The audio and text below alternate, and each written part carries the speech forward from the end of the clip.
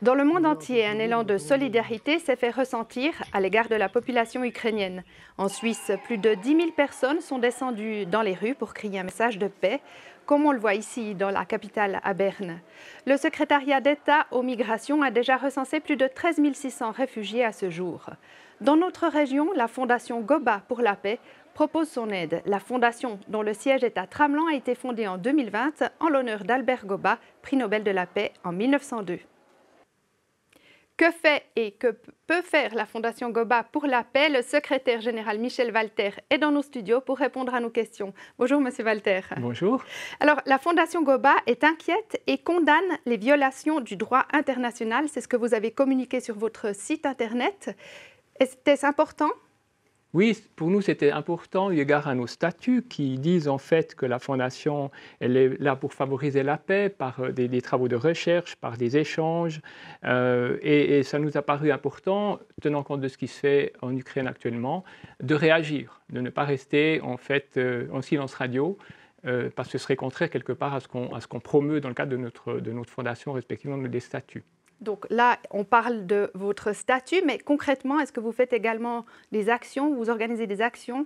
Alors, depuis la création de la Fondation, effectivement, on a organisé différentes actions. La première, ça a été de monter un échange avec une délégation israélienne. Donc, en fait, l'idée, c'était de permettre à des Israéliens de différents milieux d'échanger en notre collaboration. Et ça a été fait en marge de la Fondation, de la création de la Fondation en octobre 2016.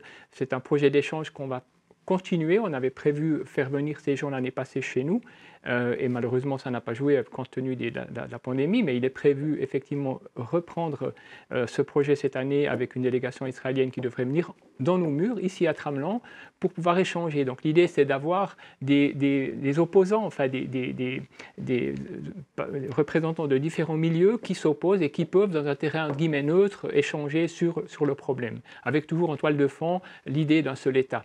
Et en ce qui concerne l'Ukraine, plus précisément, vous aviez ou vous prévoyez de faire quelque chose ou Alors, il était prévu effectivement cette année un échange avec une délégation d'Ukraine. Donc notre idée, en collaboration avec Swiss Peace, c'était de ramener chez nous une délégation ukrainienne de présidents de communes ou de maires pour échanger avec des gens de chez nous, donc des maires de l'arc jurassien, pour discuter de la gouvernance, de l'autonomie communale, etc., faire des échanges pour qu'on puisse effectivement leur faire voir ce qui se passe chez nous par rapport à leur quotidien là-bas.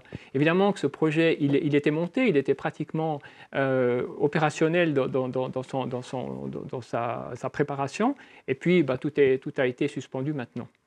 Dans votre conseil de fondation, on voit que vous avez des personnalités politiques suisses de haut vol, comme l'ancienne conseillère fédérale, Mme Micheline Calmiret, mais également des conseillers d'État du canton de Berne, du canton du Jura ou anciens conseillers d'État. Est-ce votre force? Vous allez faire du lobbying? Alors on en fait déjà, effectivement. En fait, l'idée dans le cadre de la Fondation, c'était d'abord d'avoir des gens de la région. Donc on a effectivement le maire de Tramelan, puisque c'est la commune siège. On a Philippe Pernou, qui sont des gens de la région. On a Elisabeth Baumschneider, qui sont d'ici, je dirais.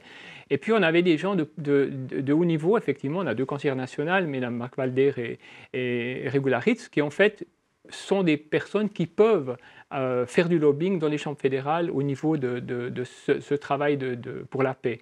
Et puis évidemment, la présidence a été reprise par Mme Calmiret. Pour nous, ça a été une chance parce qu'elle a un réseau absolument incroyable.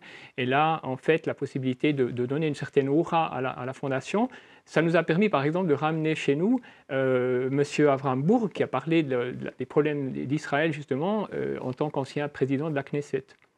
Et comment fonctionne la Fondation Goba? Vous avez un soutien cantonal, fédéral?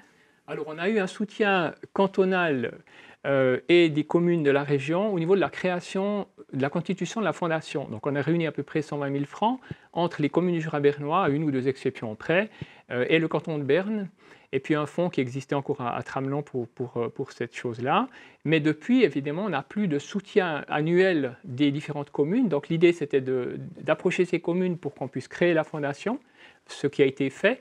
Et puis nous sommes actuellement en négociation avec le département de M. Cassis pour effectivement toucher, je dirais, une subvention, une aide annuelle qui nous permet de monter des projets. Parce que pour chaque projet qu'on monte, eh bien, il faut effectivement puiser dans nos réserves ou trouver des petits sponsorings à gauche et à droite. Si je prends un exemple, nous avions fait venir le président de l'OSCE pour discuter de la surveillance des élections et des votations à Moutier. Donc, on fait ça à Moutier. Il n'y avait pas de connotation de donner une leçon, mais enfin, il y avait quand même l'idée de montrer ce qui est bien, ou ce qu'on peut faire bien par rapport à ce que la Suisse promeut à l'étranger.